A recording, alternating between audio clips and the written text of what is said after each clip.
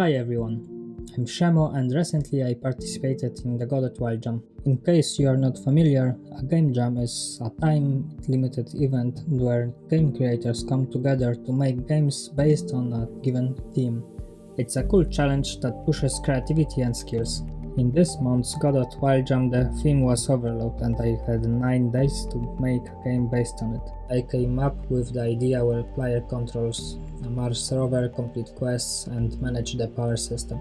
The challenge is to prevent battery damage by manually controlling the power flow due to a charging system malfunction.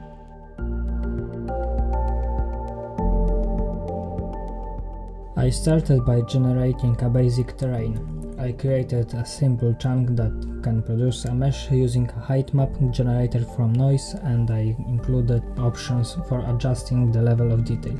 I also ensured that I can easily control how much the height map influences the terrain's elevation and the size of each chunk. Here is a code snippet for generating the chunk mesh. Afterward, I made a terrain node that generates chunks around the camera. It lowers the level of detail for more distant chunks to improve performance. As you can observe, new chunks appear when I move. When a chunk gets closer, it renders with higher resolution, while those far away disappear.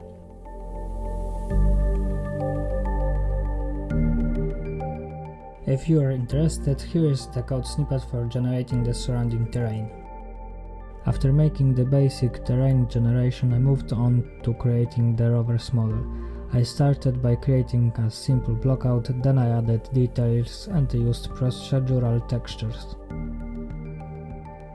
To create rover, I used the vehicle body 3D node, added lighting and placed it in the Martian world.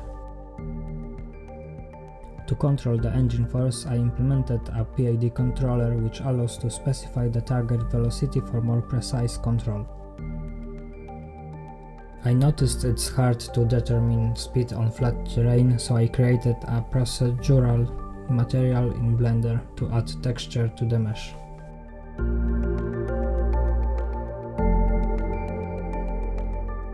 After that, I started implementing the power system.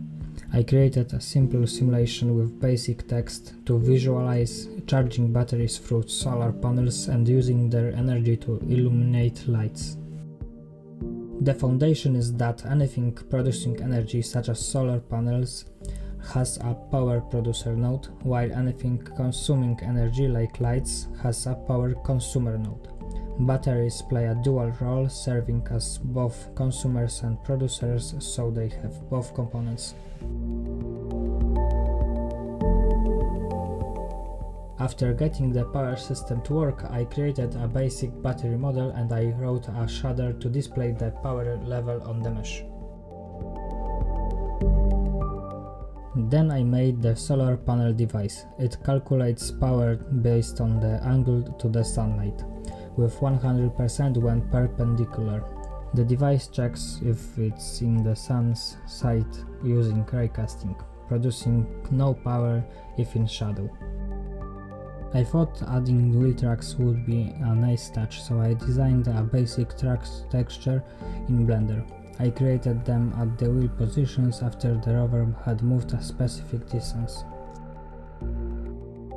After that, I began working on the minimap by setting up an orthographic camera to look down in sub-viewport.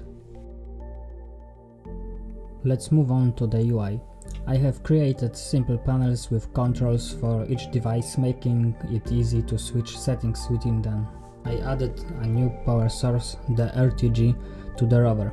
Unlike its solar panels, it generates a constant power supply from radioactivity. Later, I worked on the minimap, adding a marker for the player's position to the rover's scene. I adjusted the visibility layer to make sure only the minimap camera displays it. It's working well, and I also added marks for the main base and a simple target. I created a basic quest system using quest step nodes. Each step performs a specific action. For example, show message step displays a message. I implemented conditioned step, which progresses to the next step only when all conditions are met.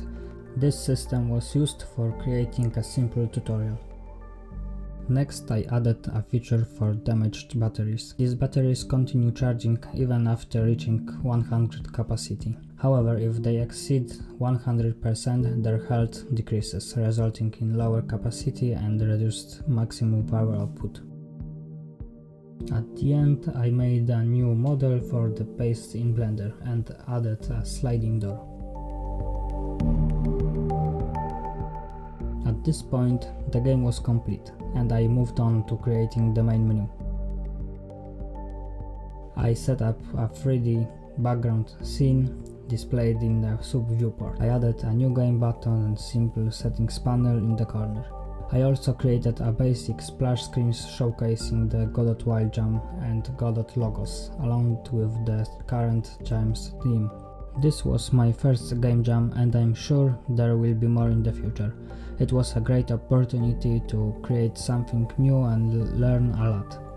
Thank you for watching. If you would like to play my game, you can find the link in the description. See you next time.